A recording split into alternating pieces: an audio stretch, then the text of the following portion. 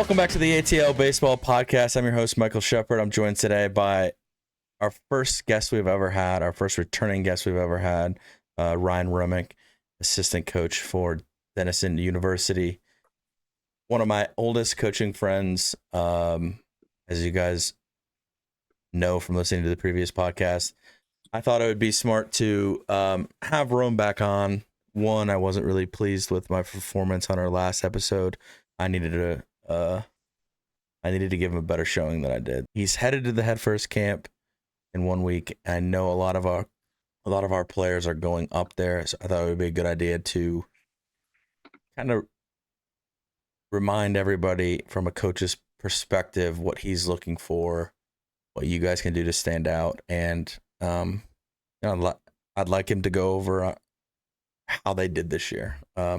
I know how they did. They had a great year, and I'd love to spotlight that. They've got two of our guys there who have a great experience. So, Coach Rome, why don't you give us a little recap of your season this year? You guys really balled out, and I think we need to shed some light on that. No, I appreciate it. Yeah, we had a great year. 42-8. I think we finished whatever those rankings are. I think we finished 6th in the country in the rankings, but lost in the Super Regional to Birmingham Southern. Crazy, cool story. They were fun to play. Beat us up in the Super Regional. Won a regional, first time in school history to win a regional. Won our 5th straight conference title. But yeah, crazy good year. A lot of every season is different, but it was a crazy ride. But had a really good year and did some things that we hadn't done before, which is always cool. What were your recruiting needs going into the summer, and how is that different from last summer? For us, I don't think they ever change, to be quite honest. I think if you allow like the season before to kind of dictate how you recruit, you get really lazy really quickly with like a good year. And that's happened before. I've done that. So I think for us, it's just looking for good players that we think can impact our program, add value, that are good fits from good families. And that same mold, like it feels like coach speak, but it's the truth. You're just looking for those types of players. And I don't think you look at your roster too heavily. Of course, you're always going to go like, man, we got to get a catcher. We got to get a first baseman. We were going to do that. But I think you just go out there and look for really good players. And if you think they can impact you, I don't care if we have a shortstop that started for 4 years. If I see a shortstop and I like him, we got to go. Like he's going to impact us and add value in some form or fashion. So I don't think it's changed. And I guess that's the kicker question, but I don't think it's changed much. Well, no, I probably did. Again, this is just me being a newer podcast, so I probably did a bad job of articulating my question. In terms of like what you were recruiting last summer, like was there a bigger need for catcher going into this year, where last year maybe you emphasized you really needed to get better on the mound or anything? But you answered part of that where you're always looking for people that can impact. Yeah, there's always those areas. I think like 2 years ago we had a staff, and I think we graduated I think we threw like 430 some innings. And I think we graduated like 390 some innings. So it was like, holy cow, those innings don't just like fall out of the clouds. You gotta, and a lot of times I think as a smaller school, what I always say is the detriment. It's a good thing. I get why guys do it like in the recruiting process, but I think players like look at your roster and go, your shortstop is a sophomore. Like I can't go there because I play shortstop, and they see that and that's what they think. And so recruiting certain positions when you have younger starters in those positions is tough. But what players don't understand is, certainly at like value positions, let's say it's a catcher or a shortstop or whatever, if those guys are premier players at those positions, they're probably not moving. But a lot of times if it's your third baseman, he's good, he may move to first. If he gets bigger and gets stronger, whatever, if he's your starting out, two of your starting outfielders, you may slide him around or whatever. So there's always places to play. People get hurt, and for us, what we always say is, if your first goal is to play, just don't come to Denison. Like if that's your first number one on your list, like I want to go play. There's plenty of places across the country to go play, but that's not why you come here. You come here because it's a culture. We're going to try to strive to win championships. It's going to be super competitive, like internally. And I think guys get misguided whenever the first thing on their list is play. Instead of looking for the right fit, the right school, the right program, the right culture, all those things that you've talked about on your podcast a million times. But when play is number one, I think guys get a little bit clouded at what they're looking at. So what really sparked this this podcast, and I said I need to get Ren back on us. We were just we were on the phone the other day talking about a few of our players, and I don't remember how it started, but you had went on a little rant on just the landscape of what you've seen this summer and how that's changed in terms of what coaches you're seeing out on the road, what coaches you're not seeing out on the road, and how that's just different from 2, 3, 4, 5 years ago. Yeah. So I'd like you to say everything you said word for word perfectly on that phone call. I don't even remember talking to you. No, I'm just kidding. It just has, man. The landscape's crazy. The transfer portals is as big as it's ever been. I thought it was crazy, like its first year or whatever, first 2 years, but it's even crazier now. And then, we're in the landscape's so weird, even in Division III, right? Because whether people know or not, we're in our senior class is the last that received COVID years, basically, if that's what you want to call it. So they have a free extra year to play. So they've played for 4 years for us. We don't have grad school. So our school's a little different than most. But if you have grad schools, you can have guys that are going into their 6 years and guys that are now going into their 5th years, and they're still eligible to play for 6 straight years in Division III. And if D3 players transfer Division I's, they still have that extra year. I just can't go the other direction because Division I's didn't get all those COVID years. So D3 players legitimately, got 6 years, and this senior class got 5 years because in 2020 we didn't have a season. In 2021 we had a season, but it didn't count somehow. So we played a full year, but it did not count. So we had players leave, but it's a crazy landscape. And now with the portal being as big as it is, and it being so easy to get in and leave and go somewhere else and play right away, there's no sitting out or anything like that. There's just a lot of high school kids I think are getting, they're just, everything gets filtered down. It always, we've talked about that. I think we talked about it last time we talked, but it goes from D1 to D2 to D3, and it just keeps filtering down. So high school kids are getting pushed down, because roster limitations come in, COVID years come in, transfer portal comes in, and teams don't have to recruit 17-year-olds anymore. They can recruit, 23-year-old men that played for 450 at bats or whatever and threw 300 innings in college. So that's, the landscape's just changed. I think high school kids are getting pushed down a little bit farther on the list. Being in my position with Atlanta Lightning ATL, what is your advice to those kids, like the high school kids, say our 2026s who just finished up 17U summer? We have quite a few that are committed already, but there's quite a few who are in limbo where they're really worried or they're panicked, and it's like, maybe I'm not going to play college baseball, or what the heck can I do? Mm-hmm. What would your advice to them be, or how would you kind of calm their thoughts? I think there's good options to play everywhere, from the lowest levels to the highest levels. There's bad options to play everywhere, from the highest levels to the lowest levels. So I don't necessarily think, I don't know that the message for me would change much, and I don't think yours probably has a ton, other than you're trying to get them to realize what the landscape looks like.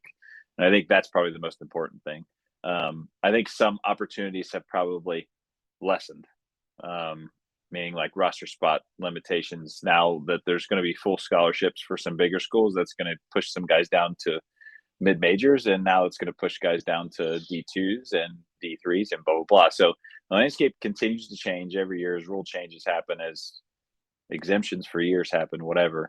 But the message still has to be the message, which is just find a good fit that fits you and your family, and where you're going to enjoy your experience. And that doesn't mean playing experience. It'll happen on its own time, right? Whenever you're ready to play, they'll play you, whatever. But find a good experience, find a good fit, find a good school. Um, and and it may look different than it did probably 3 years ago for a certain type of player. It really will. I have no doubt about that. I think you're seeing guys that aren't committed now this summer that I think 2 years ago would probably already have a few offers and be committed. It's changed. Going into Headfirst, coaches, it's a grind. I mean, I've been there. I've been written in your shoes where you're at. Just the amount of players you'll see in a week span is awesome, but I mean, it's a lot. What can our guys do, or anybody? What is your advice to them on approaching that week? Do you think send an email out to 3 or 4 schools that you think is a great fit for you and that you're interested in, and then go from there on what they can do maybe to stand out in their 2 days? Yeah, I'll start with it. I'll start with the weird but easy ones, I think.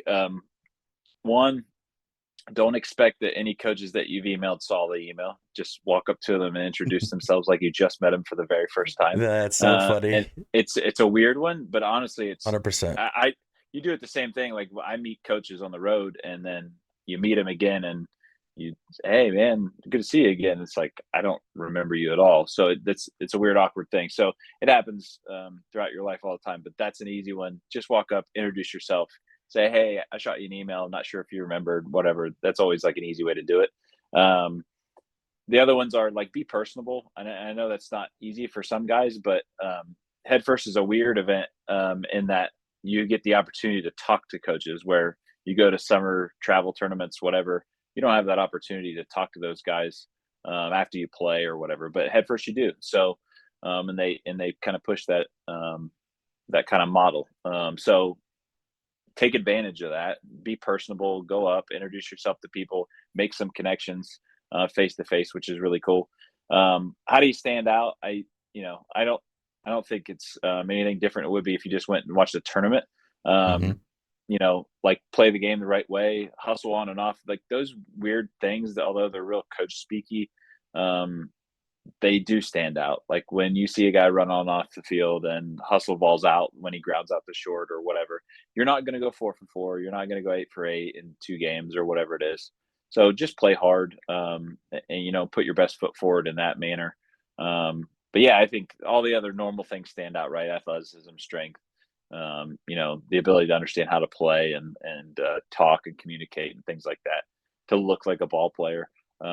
Those are all going to stand out. But I think some of the things that you can control, like you're not going to control if you hit a ball and you line out, but you can control kind of how you handle yourself a little bit. And those things always stand out. I mean, I'm always, I've said it often on the podcast that like cliches are still around because they're usually true. We just don't like them because they're cringe, It's the same thing with coach speak. You want to recruit guys that you want to enjoy being around, and if there's a couple different guys on the fence and one guy is way more personable than the other and outgoing and has handled it a better way than the next one, he might give him a nod. Yeah, I would say I'm 37. Coach Deegs is, I don't know, he's 42, I think, 41, whatever. I don't want to age him, but we always talk about this all the time. We want to be around, like things get difficult from time to time, but this is a fun job to have, and you want to be around guys you like to be around. Period. So if I have to choose between 2 guys and they're pretty similar, I'm going to take the guy I enjoy being around more than the guy I don't really enjoy talking to. It's so crazy. Like I always have said that, like I have to ride a 8-hour bus with you. Like if I don't like you as a person, and I don't even have you in my program yet, then like chances are I'm probably not going to like you. You better be really, really, really good. Yeah. And you'll overlook a lot of things. They're really, really, really good. It's just it's crazy, and I feel like, I don't know, however many years ago we wouldn't have said that because it would have been frowned upon if we, we said we recruit guys that we like. But now you can just say it. Like if you're a jerk to your teammates or your parents or Yeah, the coaches, like that's just a no-go. And part of making it out of Headfirst was still a shot to play somewhere is like don't do anything, get your name crossed off. Like I tell kids a lot, like it's much easier for coaches to go down and if you don't have the grades, just like already put a black mark through your name, whatever. You got a kid that throws a helmet, launches it across the field, like sure. I'm just crossing them off. Like don't do anything to get you Yeah, crossed off, right? Like your and talent. the other part of it too is like it's just a good life skill. Two, like the baseball community is so small, and I think guys like players, young players, don't realize that. Parents don't realize that. Um, like if talking poorly about your high school coach, that doesn't fly. Like talking poorly about teammates, that doesn't fly because Yeah. it's such a small community. People know people. Like I bet you within the 6 degrees of separation, I can connect myself with everyone that's at Headfirst, for sure. And most Mm-hmm. people in the academic world of baseball, and a lot of people throughout the country. So it's like you say something about so and so, and it's like or you act a certain way, and then so and so calls and says, "Hey, you seen this guy?" And it's like, "Yep, call Mm-hmm. him." Here's So it's such a small community.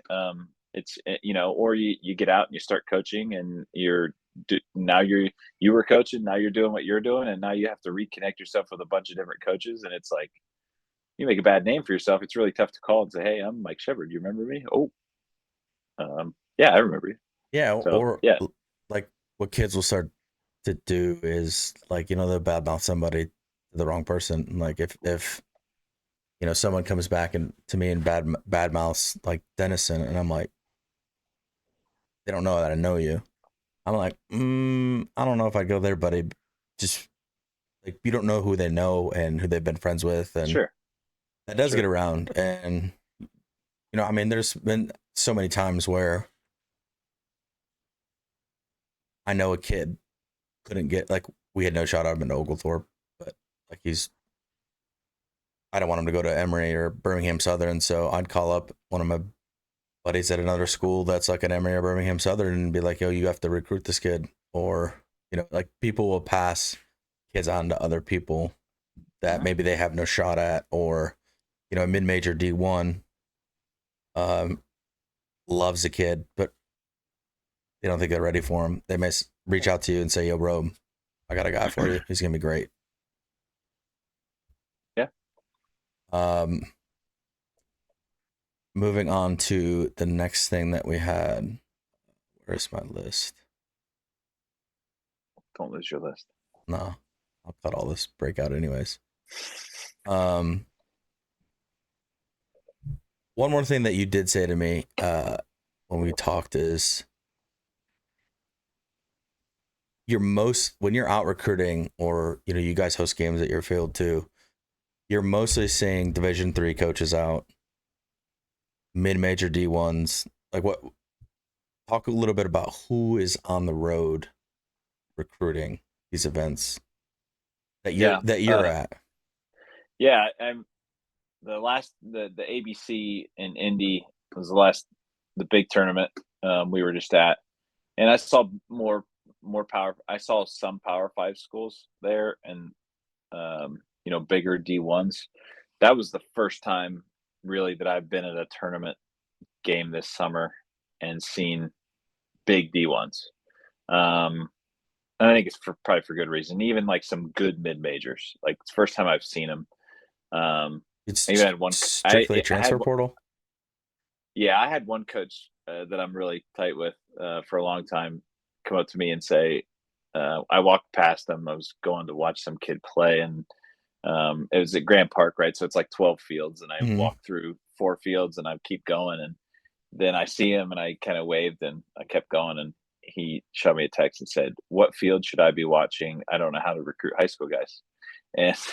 And I was just like, I started laughing, but part of that, it's a joke, but it's also a little bit true because Mm-hmm. they're just not doing a whole lot. And then when you factor in the point that now they have to wait to talk to 26s until what is it, August 1st or something like that. I Mm-hmm. can't remember what the Their date junior is. year, August 1st. Yeah. So they have to wait to talk to them. They're probably not recruiting 25s. At least a lot of them aren't if they're good.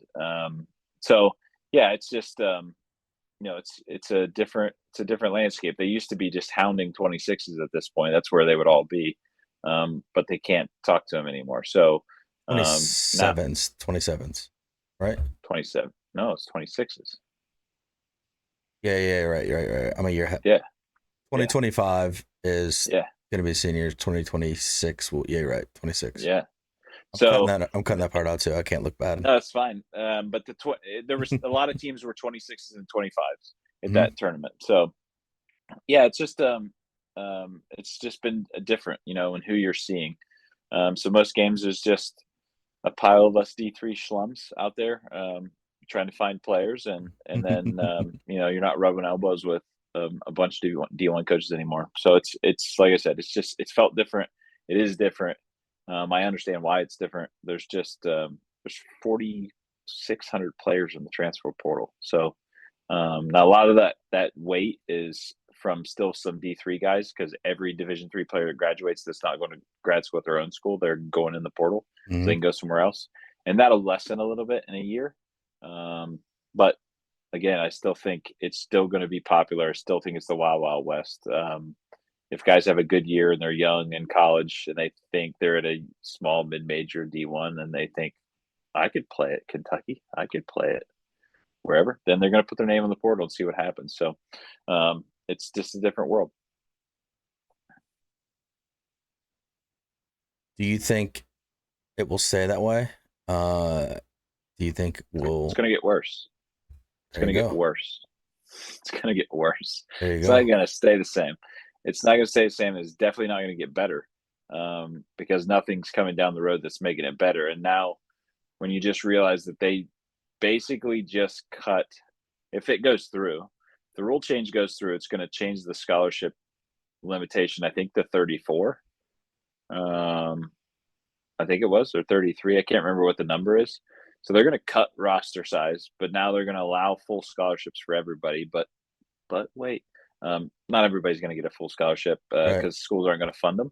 So the big boys will, which means people are going to be hawking to get in there, and then it's going to filter down. And basically, they cut, they cut like 1,000 guys from D1 rosters basically with that rule change, because the 35th man, the 30 whatever. Right now, I think there's 40 on a roster. So where are those guys going to go? So D3 baseball is going to be like what Babe Ruth faced many years ago, basically. What do you mean by that? Competition wise, like D3 baseball is going to be better than pitching. They're going to have better pitching in D3 baseball than Babe Ruth faced when he played. Look, since COVID happened, Division 3 baseball, the talent in Division 3 baseball has went exponentially up. Yeah, but it was already high. It wasn't like it was bad. No, sure. But I can be a realist. Like the difference in levels, there's a difference. And some of the top end is the top end, but the talent level has risen, and the reason for that is D1s weren't allowed to recruit for a long time. They were stuck. They were just stuck off the road. D3s were allowed to recruit, so there was guys ending up at D3 schools that definitely should have ended up at Division 1 schools, and they're in Division 3 schools now, and they're getting ready to graduate. So that happened. Then the COVID rules happened, where guys were allowed to play for more time. So now you have 6-year seniors in Division 3. That's never happened before. Like you couldn't have a 6-year player to D3 schools, 4 years, and you're gone. Maybe 5 if they got a red shirt, but sure. So now you have that coming into effect. So D3 baseball has just gone up, and now what you're going to see is a cutoff of part of the rosters for Division 1, and those guys are going to get pushed down the line to D2s, JUCOs, D3. So it's the transfer portal is not going to get better. One, because of the nature of how we do baseball right now, and we still haven't got this whole thing figured out. It's a little bit of a mess. And there's not, it's not finger pointing, it's not people to blame, but it's not good, and it's not going to get better. it's going to get more of a wild, wild west feeling where you're going to have advisors and everybody else talking to people, trying to get them to go into the transfer portal. That's why I think a lot of people don't go out and play summer ball anymore. They just keep their guys at home and say the heck with it and go from there. Sorry to be the bearer of bad news. No. I want you to be real. I mean, I don't want you to. You know me. I'm pretty blunt, and I'll be pretty blunt with you. It's just my opinion. But from what I'm seeing, there is no signs point to this getting any better. It's going to get nastier before it gets better. Yeah. I don't disagree with you. I mean, NIL money is just stupid. Is a lot of baseball seeing that? Or is it? I mean, obviously, people want to pay for football, but is baseball seeing that? Yeah. I feel like we're gonna have some good stories to tell over the next week when I see you up in New York. I can't wait. Yeah, it's not who you think it is. There's NIL money floating around at mid-major schools, and so then what do you think? Who do you think they're throwing NIL money at? Me, when I wanted to go eat at the Golden Corral, I would have had a full-time scholarship just from the Golden Corral. That would have got me to Ohio Valley real quick. That's all you had to do. Yeah. It's just the wild, wild west out there. What kind of NIL deals you got over there? Witt's Creamery, the Broadway Pub, Three Tigers Brewing. Just to name a few. I mean, that's just off the top of my head. You get like your picture on the wall if you can do 10 hot wings in a minute. Yeah. Corey Gregory, Max Everett Muscle. We're working on a lot of things. We got a lot of irons in the fire at Denison. Going into for your recruiting for the 2025 class, how many do you have committed? 0. How many are you talking to? More than I can count. Too many to count? No, I would say, how many am I talking to seriously? 60, 50. So when will you start? I mean, just to give, like, if people are still listening to us, going back and forth. Yeah. Just to give them an idea how and when you start to funnel. I mean, it's already happening. It's always happening. Correct. Just because you have attrition of that list, right? So, as you get farther down the process, some guys realize it's not right and they push themselves out. Sometimes you realize it's not right, whether it's not a right fit. But either way, that list is always, it just evolves, right? It doesn't like go this way like a perfect kind of triangle, but it just works itself out. So yeah, you generate that list throughout the beginning of the summer, and then through relationships and watching guys play and showcases, camps, whatever it is, and then guys get plucked off that list, and another guy drops on, and it just kind of goes. So yeah, we're at the process now where we're trying to get guys on campus. We're trying to we have a couple offers out, but we're trying to get guys on campus. You're trying to see if it's real, and then from there. Again, it just keeps evolving. You're adding names, you're taking guys off, and we have our prospect camp coming up in September. That's always a big event for us. But usually August, like late July and August is when we'll have a ton of guys on campus. And then, going into September, October, you're at the process of trying to figure out where you are with a few guys and really make decisions on, like, we got to hammer down this guy, and this guy's probably gone, so we need to figure out who else is going to take his place on the list. But that's kind of where we are, and that's a pretty normal flow for us, honestly. And a lot of our timeline's dictated by the school, so it's not like we make it up. And I love when some schools like really start trying to push to go a lot earlier, and I'm like, it just doesn't make sense for an academic D3 whose admissions process happens at a certain time. That's going to be the timeline that guys are going to make decisions, because they're looking at a lot of schools just like us. And if they're making decisions in, let's say, May, or they want to make a decision in May, then I'm a little leery. Right. what is going on. Either there's a super big connection and they've always wanted to go to Denison because their dad did or something, or they just don't really or understand your they don't process understand and what's going on. Yeah. yeah. Yeah. Interesting. How many kids will you? Let's put it this way. So for a senior, if they don't really have a great connection or with a college coach right now, or somebody's not actively calling them, texting them, is it time to be worried yet? Or going into Headfirst, they'll be go out play. You're not, written off by any means. Like a lot of those coaches are just starting. Because you'll see kids there that you've never seen or heard of before, and you'll now Happens all add the them. time. You'll now add them to your list. Now you'll start building a connection with them. Happens every year. Yeah, I mean, our 4-year shortstop that just graduated, now he's going to William and Mary next year. Headfirst kid, knew nothing about him. Saw him at Headfirst. Came to campus. Our first baseman won a Gold Glove this year. He's going to Georgetown next year. Mm-hmm. 3-year starter, or 2-year starter, behind another All-American. Headfirst kid, didn't know anything about him. So there's two like good examples that I couldn't told you Noah Lieb and Owen Wilson's name before I went there.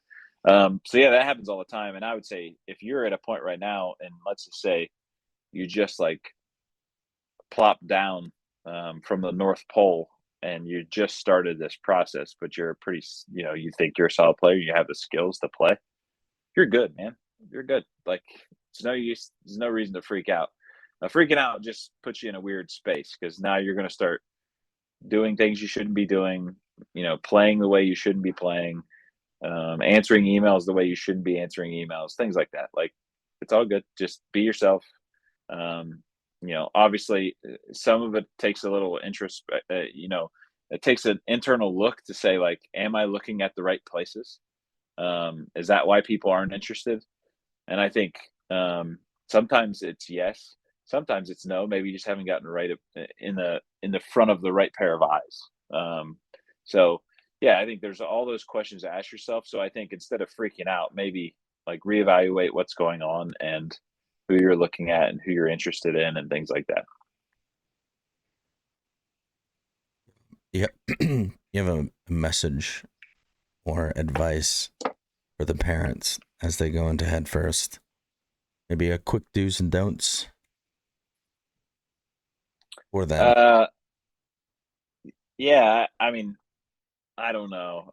It's your kid. I have a kid now. You don't yet. So I get it, man. I get it. Trust me. I before 2 years ago, I would have said, yeah, don't be an idiot. Be quiet. Sit in the corner. Now, if Ledger like picks up a ball and throws it 2 feet, I'm like, let's go, yeah. So I trust me. I don't look at parents the same way I did, brother. But yeah, I think there still is some things are still. Yeah, I think just use feel, just use like social awareness. You're gonna. Every coach is different. Like I know for a fact, I could name 5 people that would love to talk to a parent at Headfirst. If you came up to them, they would be the nicest people, and they're gonna put their arm around you, and they're gonna have a great conversation. I know 5 people right now off the top of my head that if you went up and talked to them, they're gonna be like, "Please stop talking to me. I don't want to talk," because they're just that. There's those people. So I think just use your feel. Say hello. I have no problem with people saying hello or whatever. And if certain people are in the mood to talk, talk. And if people are not in the mood to talk, remove yourself from the conversation and stop dragging it on. And it doesn't mean that they hate your kid. Some people there are just introverts and don't want to talk and really don't talk to anybody because they're people. So yeah, I would say that's probably my best. That's probably my best advice for parents is just use some social feel. And some people have that, some people don't. But I would say do your best. It is. Yeah, I mean, I agree with that. Just don't do anything that's super. The cheering doesn't even get like that. Doesn't even bother me. Like I love that. Like they've got a good support system. Great. It's more so the parents that like are over the top, like looking at your notes over your shoulder Yeah, I as you're don't get that writing as things down. I don't get that as I guess I don't get that as much anymore. I haven't the past couple years. Well, Rome, you're a little bit taller than me, so it's not really hard to look over my shoulder when you're standing behind me. that happens. I think I would say the ones that stick out for me, that raise flags are the ones who try to lead the whole process, like as it's happening. And at Headfirst, it's so it's a little forced, but it can be organic as far as just how conversations happen and what's going on within those conversations. And so I think when you know um, you're talking to their kid and they jump in and they start driving the conversation and the kid doesn't get to speak for a long time and there's questions being thrown out. I think those are red flags where it's just like, I just wanted to hear what he has to say. Like, Mm-hmm. and it doesn't mean he's going to say anything that I think is great. And I don't even care most of the time. I just want to hear him talk, to see if he can handle a conversation. So yeah, I think those are some of the like small red flags. And like I said, that wouldn't cross somebody off a list for me, but I would make a note of it for Right. sure. Because then when he comes on the visit, then I want to see if it's something similar. Mm-hmm. And if it feels over the top there, then it's like, all right, they're going to be really overly involved. And what we always say is just like, you hope that they let them have their own experience, whatever it is, whatever that may be, but you hope that that's what they can do. And that's what I hope I can do for my kid. Nah, you'll be great. So, uh, He's still up there kicking right now. So I'm not doing a great job of him getting to bed. nah, yeah, we got to wrap it up anyways, but I just, appreciate you coming back on, kind of short notice. Just thought it'd be good to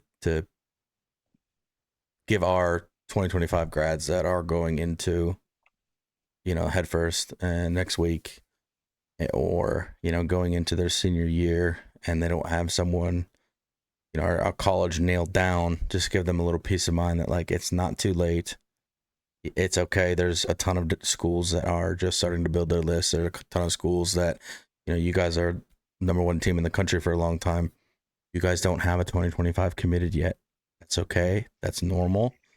We're going to be okay. Coach Shep has said that before.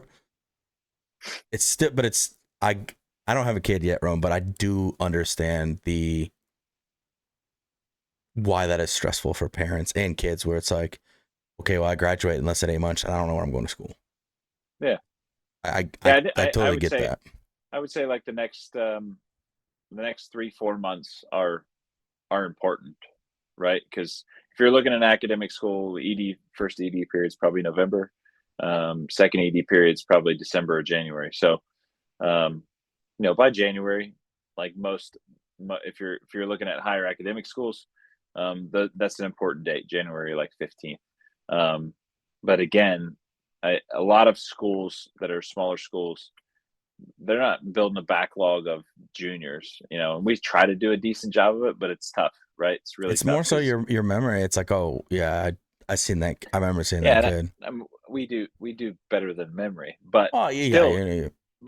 it's tough, right? Because when you see a guy and if he's pretty solid as a junior and he's pretty developed, he probably goes and you look him up again in the spring and you're like, okay, he's going to Wright State. Okay, he's going to Northwestern. Now I Okay, remember why I like that guy so much. yeah, I really liked him. My guy is perfect.